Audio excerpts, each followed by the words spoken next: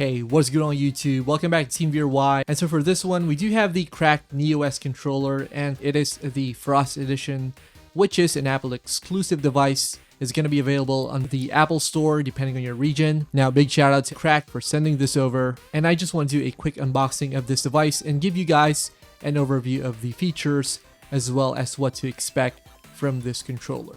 Let's get started.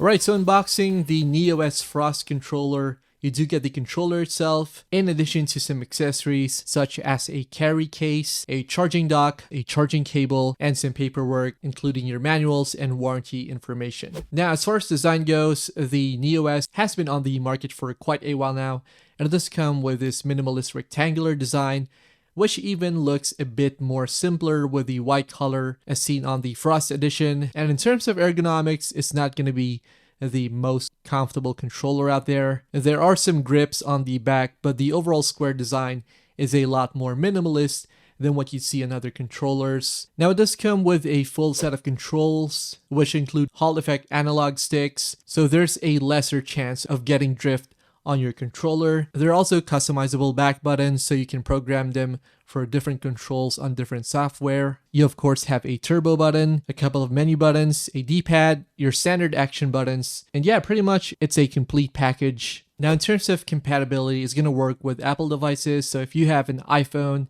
an iPad, then it's going to work nicely with those devices. And of course, it does connect wirelessly via Bluetooth and even supports haptics, so you're going to get a bit of rumble thanks to the vibration motor inside the controller. Now, as for battery, it can last around 6 to 8 hours based on my initial usage, although this will vary with individual use, but it's safe to say that it can last you a decent amount of time before needing to recharge. So yeah, if you're looking for a controller which will have no trouble connecting to your Apple devices, then the NeoS Frost Edition is a pretty good choice. Now, it does come at around $60, which is a bit expensive compared to some other third-party controllers out there, but it does have a nice feel to it, and overall the quality does feel solid on this one. Alright guys, so that does it for this quick video. Let me know what you think about the NeoS Frost Edition controller.